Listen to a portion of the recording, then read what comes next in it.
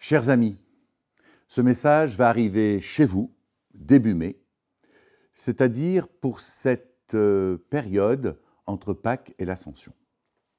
Dans le livre premier des Actes, nous sommes entre les versets 1 à 11. Vous voyez, c'est dans cet espace-temps que se situe notre histoire d'aujourd'hui.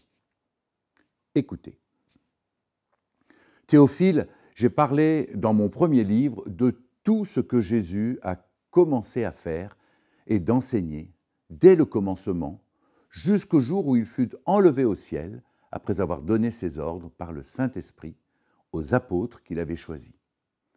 Après qu'il eut souffert, il leur apparut vivant et leur en donna plusieurs preuves, se montrant à eux pendant 40 jours et parlant des choses qui concernent le royaume de Dieu. Comme il se trouvait avec eux, il leur recommanda de ne pas s'éloigner de Jérusalem, mais d'attendre ce que le Père avait promis, ce que je vous ai annoncé, leur dit-il. Car Jean a baptisé d'eau, mais vous, dans peu de jours, vous serez baptisés du Saint-Esprit.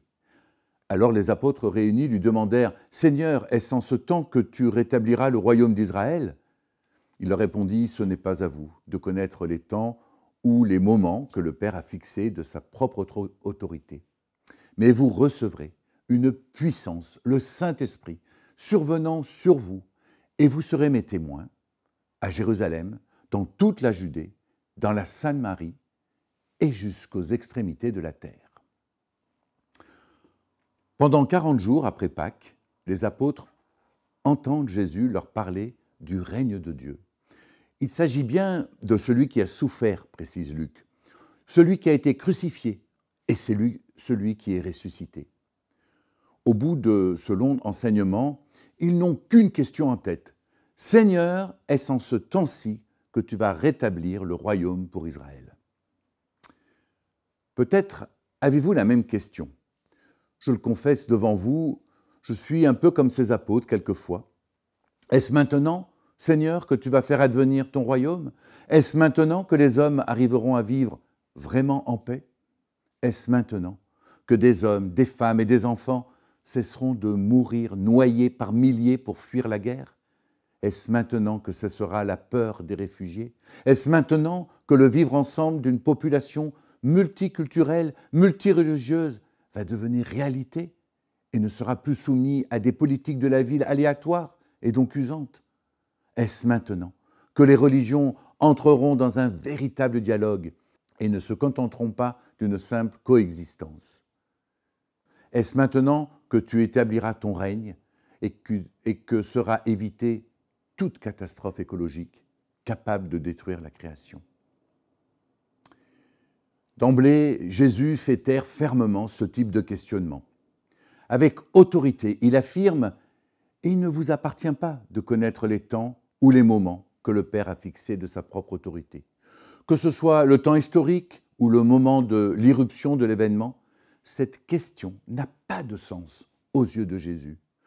Oui, le règne viendra, il est même déjà là, et en même temps, il n'est pas encore là. Alors, qu'est-ce qui fait sens pour Jésus?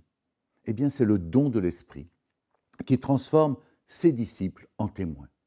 Vous recevrez de la puissance quand l'Esprit Saint viendra sur vous et vous serez mes témoins à Jérusalem, dans toute la Judée et en Samarie et jusqu'aux extrémités de la terre. Car avant d'interpréter les signes des temps, il faut les voir et les entendre. C'est lorsque tout semble perdu à vue humaine que la grâce de Dieu peut déployer toute sa puissance. Qu'importe nos méfiances, nos échecs ou nos succès, nos crises existentielles ou nos solutions toutes faites, l'essentiel est de vivre la confiance à laquelle nous invite Pâques. Peut-être nos certitudes chancelleront, nos plans seront rayés d'une croix et nos calculs roulés comme la pierre du tombeau. La grâce continuera d'agir.